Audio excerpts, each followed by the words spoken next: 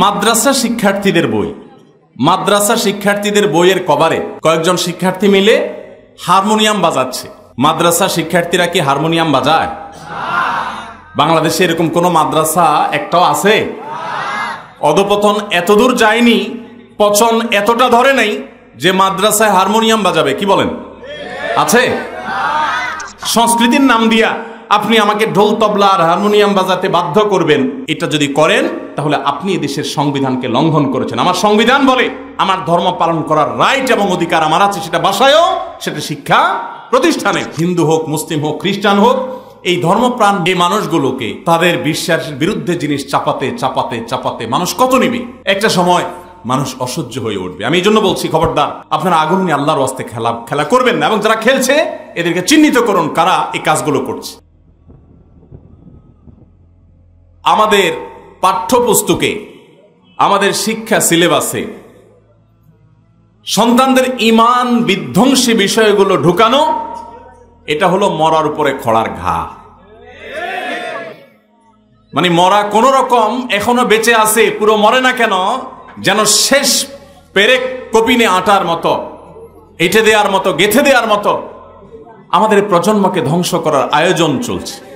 একটা বইয়ের কভারে দেখলাম মাদ্রাসা শিক্ষার্থীদের বই, মাদ্রাসা শিক্ষার্থীদের বইয়ের কভারে হারমোনিয়াম বাজাচ্ছে সেই ছবি। কয়েকজন শিক্ষার্থী মিলে হারমোনিয়াম বাজাচ্ছে। মাদ্রাসা শিক্ষার্থীরা কি হারমোনিয়াম বাজায়? বাংলাদেশে এরকম কোন মাদ্রাসা একটাও আছে? অধপতন এতদূর যায়নি, পচন এতটা ধরে নাই যে মাদ্রাসায় হারমোনিয়াম বাজাবে। কি বলেন? আছে? বাদ্যযন্ত্রের ব্যাপারে বাংলাদেশে সকল মত পথের ওলামা একরাম, সকল মত পথের ওলামা একরাম, ওলামাদের ব্যক্তিগত যত ভিন্ন মত আছে, যত ইখতিলাফ আছে, যত মত পার্থক্য আছে, এই সবগুলোর ঊর্ধ্বে উঠে সকল মতের, সকল পথের ওলামা একরাম বাদ্যযন্ত্রের ব্যবহার ইসলামে হারাম হওয়ার ব্যাপারে বিন্দু পরিমাণ কোনো দ্বিমত পোষণ করেন না। কিছুদিন আগে আইআইইউসি চট্টগ্রাম আন্তর্জাতিক বিশ্ববিদ্যালয়ের ওরিয়েন্টেশন প্রোগ্রামে ওরিয়েন্টেশন স্পিকার হিসেবে আমাকে দাওয়াত দেওয়া হয়েছে। তো বিশ্ববিদ্যালয়ের ভিসি মহোদয়, অন্যান্য গুরুত্বপূর্ণ পদে দায়িত্বশীল ব্যক্তিবর্গ, ট্রাস্টি বোর্ডের চেয়ারম্যান, মাননীয় সংসদ সদস্য আর অনেকে ছিলেন। সেখানে আমার উপস্থিতিতে দেখলাম যে একটি দেশাত্মবোধক গান গাওয়া হলো, এবং যে ইয়াং ম্যান গানটা পরিবেশন করলেন তিনি একটা গিটার নিয়ে এসে টিং টিং বাজাতে বাজাতে গানটা গাইলেন। তো তার গান বাজানোর শেষে আমার বক্তব্যের পালা আসলো। আমি তখন বলার চেষ্টা করেছি, নাম যখন ইসলামী বিশ্ববিদ্যালয়, চক্ষু লজ্জায় তো মানুষ ইসলামিক বিষয়গুলোকে পালন করে। আমি বললাম যে ইসলামিক বিশ্ববিদ্যালয়ে যদি ইসলাম পালন করা কঠিন হয়, ইসলামী বিশ্ববিদ্যালয়ের ওরিয়েন্টেশন প্রোগ্রামে আমাকে বসিয়ে রেখে যদি আমার সামনে আমাকে বাদ্যযন্ত্র শুনতে বাধ্য করা হয়, তাহলে এটার নাম ইসলামী বিশ্ববিদ্যালয় পরিবর্তন করে অন্য কিছু দেন। ভাইরা আমার, গত কদিন আগে মূলধারার গণমাধ্যমগুলোতে নিউজ হয়েছে, আমি দেখেছি যে আপনাদের পাশে ইসলামী বিশ্ববিদ্যালয় কুষ্টিয়াতে একজন মেয়ে শিক্ষার্থী, তিনি তার মুখের হিজাব নেকাব খোলেন নাই দেখে তাকে পরীক্ষা দিতে দেওয়া হয়নি। প্রতিষ্ঠান হলো ইসলামী বিশ্ববিদ্যালয়, সেখানে হিজাব নেকাব পড়ার অধিকার। এদেশে বিশ্ববিদ্যালয়ের শিক্ষক কোন আবর্জনার বিরুদ্ধে কথা বললে তার চাকরি চলে যায়। একই দেশে বিশ্ববিদ্যালয়ের শিক্ষক আমার বোনের মুখের নেকাব খোলার অধিকার কোত্থেকে পায়? এদেশে পরিকল্পিতভাবে একটা বিশৃঙ্খলা তৈরি করার ষড়যন্ত্র যেন কেউ আঁটছে, তা না হলে একের পরে কি ঘটনাগুলো কেন ঘটবে? ইসলামী বিশ্ববিদ্যালয়ের মতো জায়গায় যদি হিজাব এবং নেকাব পরার স্বাধীনতার সুযোগ না পায় শিক্ষার্থীরা, তাহলে এর চাইতে বড় লজ্জাজনক অধ্যায় আর কি থাকতে পারে? ভাইরা আমার বিশ্বাস ইনশাআল্লাহ অস্থিরতা কমে যাবে। সংশ্লিষ্ট কর্তৃপক্ষ, সরকার ঊর্ধ্বতন মহল, তারা বিষয়গুলো খুব সিরিয়াসনেসের সাথে দেখবেন, এবং যারা এই সমস্ত শয়তানিগুলো করছে, কলকাঠি নাড়ছে, তাদের ব্যাপারে তারা সতর্ক হবেন এবং বিশৃঙ্খলার সমস্ত দুয়ার তারা বন্ধ করবেন। আমরা দোয়া করি আল্লাহ রাব্বুল আলামিন আমাদের এই প্রিয় মাতৃভূমিতে আমাদের সন্তানদেরকে ঈমান আমল নিয়ে বেঁচে থাকার তৌফিক দান করুন। মাদ্রাসার বইয়ের কভারে হারমোনিয়াম থাকবে, ঢোল তবলা থাকবে, মানেটা কি?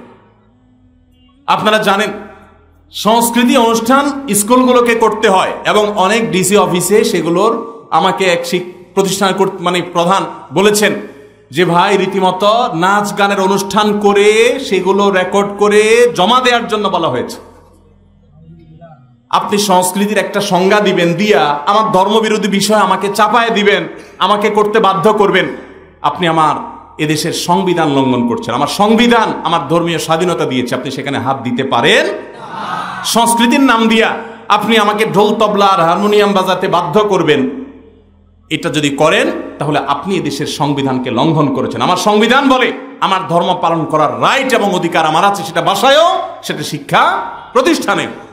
বেশিরভাগ মানুষ ধর্মপ্রাণ, আমি যেটা শুরুতে বলেছি, হিন্দু হোক, মুসলিম হোক, খ্রিস্টান হোক, এই ধর্মপ্রাণ মানুষগুলো এই মানুষগুলোকে তাদের বিশ্বাসের বিরুদ্ধে জিনিস চাপাতে চাপাতে চাপাতে মানুষ কত নিবে?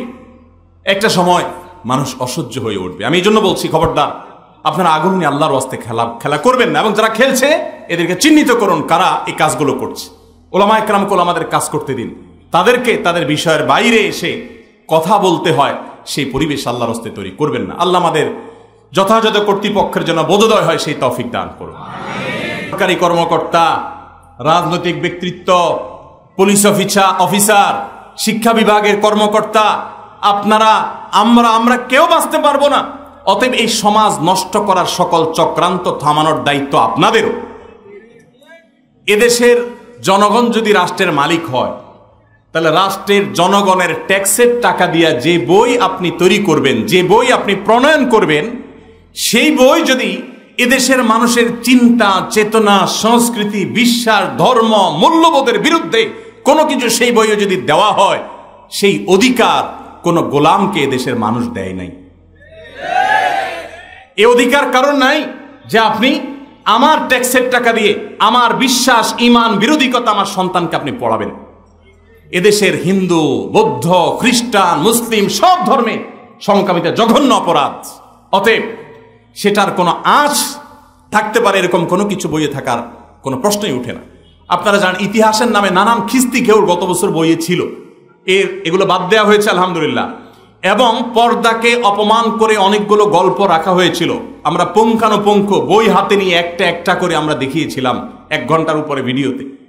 আলহামদুলিল্লাহ সেগুলো বেশিরভাগ পরিবর্তন হয়েছে। আমি আবারও বলছি, সংশ্লিষ্ট কর্তৃপক্ষের অনেকেরই সদিচ্ছা আছে, বাহির থেকে কিছু শয়তানি চক্র তাদের মাথা নষ্ট করে, অথবা তাদেরকে ভুল বোঝায়, অথবা টাকার লোভ দিয়ে তাদের এজেন্ডাগুলো বাস্তবায়ন করে নিচ্ছে। কিন্তু আমাদের অসচেতন হলে চলবে না। ওই যে জাহান্নাম থেকে শুধু নিজে বাঁচলে হবে না, সন্তানদেরও বাঁচার ব্যবস্থা করতে হবে। আল্লাহ আমাদের সেই তৌফিক দান করুন।